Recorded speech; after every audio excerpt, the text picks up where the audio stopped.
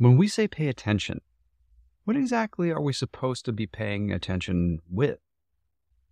Author Oliver Burkeman put it this way: at the end of your life, looking back, whatever compelled your attention from moment to moment is simply what your life will have been. So when you pay attention to something you don't especially value, it's not an exaggeration to say that you're paying with your life. Our attention is our most valuable resource. And for everything that we pay attention to, there's a hidden yet significant tax that we pay.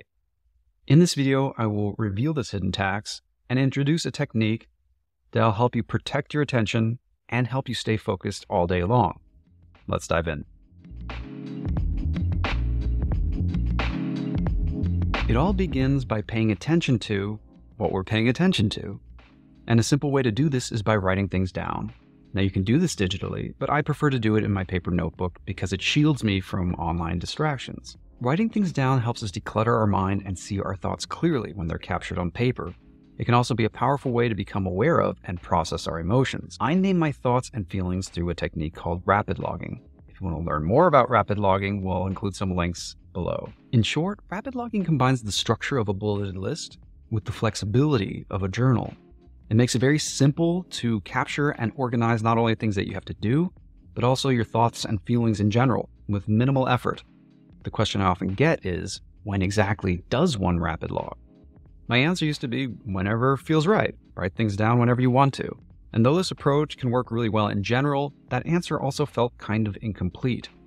This total flexibility sometimes resulted in gaps in my daily logs, especially when I'm busy.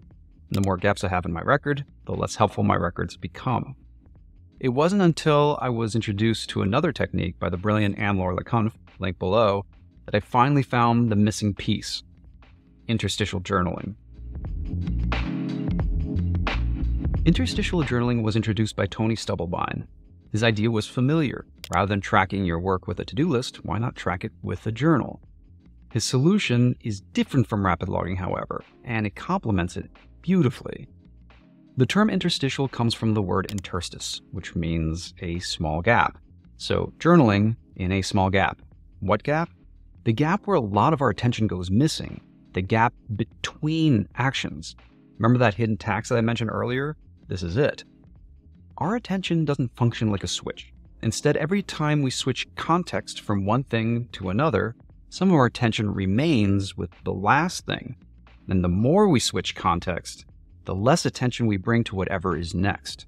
The less attention we have, the more distracted and distractible we become.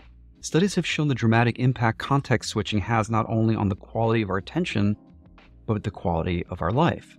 Think about it.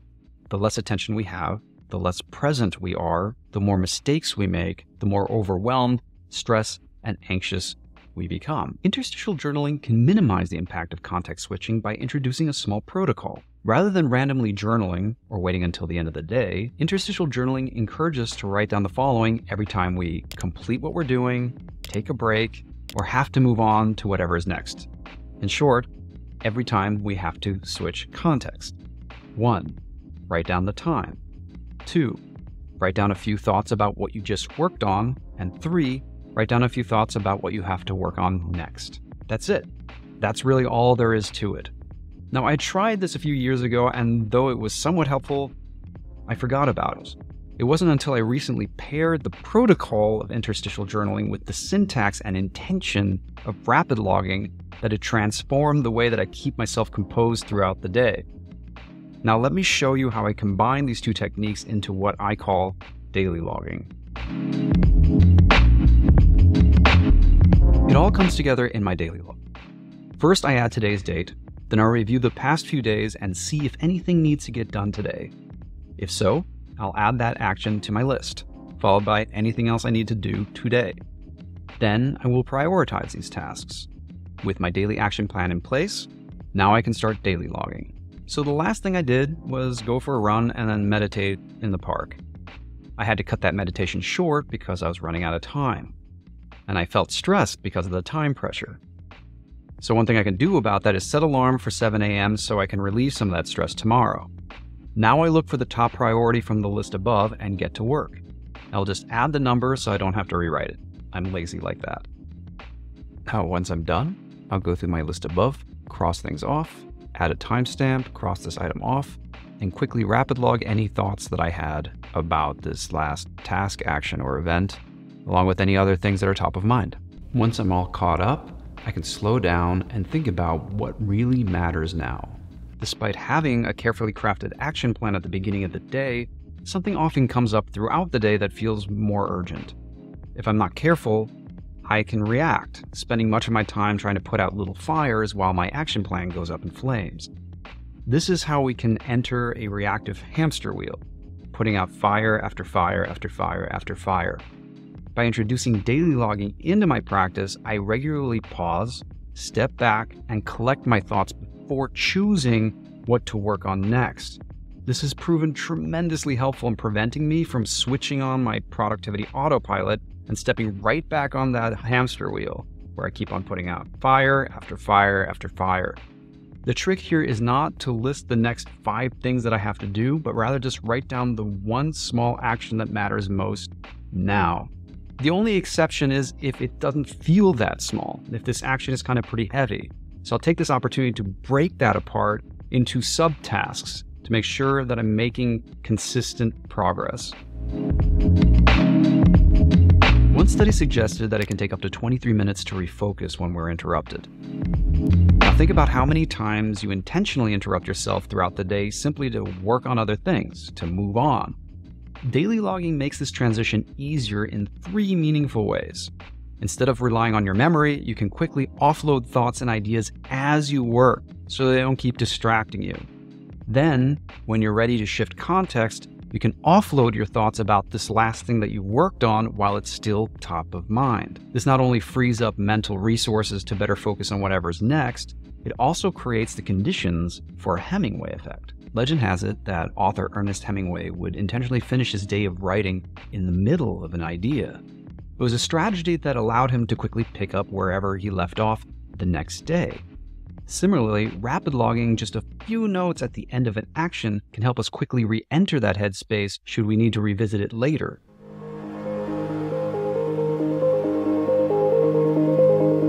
My favorite feature about daily logging is its ability to keep me present.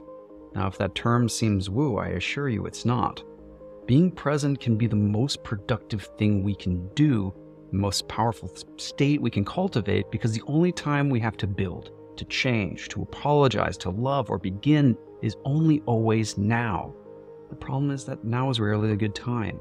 It's easy to be present in controlled conditions, like meditation, a yoga class, a walk in the park, a nook at our favorite coffee shop. And though it's important to carve out these times and spaces for ourselves, most of our lives are lived outside of them. It can be really hard to remain present when life demonstrates over and over again how little it cares about our plans. Daily logging can help us remain anchored throughout the day by providing a lightweight ritual to help us track not only what we're doing, but also how we're doing, how we're showing up in that moment. Every time I switch context, I have a chance to slow down, take a breather, and briefly check in with myself and write down what I'm thinking and feeling. It only takes a few moments, but that pause can be a powerful way to clear my mind and refocus. Every gap becomes an invitation to return to the present for a moment and switch off that autopilot and make sure that I'm paying attention to what actually matters right now. Though our attention may be a resource, paying attention is both a skill and an art. As a skill, it's about training our ability to remain focused. As an art, it's about developing a sense of things worth focusing on. The only way to cultivate both begins by regularly slowing down to pay attention to our lived experience. To quote John Dewey, we do not learn from experience, we learn from reflecting on experience. With daily logging, we now have a simple way of reflecting on our experience to help us discover what's worth paying attention to. That's all for now. If you found this video helpful, please be sure to like this video. If you loved it, consider subscribing to our channel. It really helps us out. If you want to learn more about rapid logging or bullet journaling, please be sure to check out our course on bulletjournal.com or subscribe to our newsletter. Links below.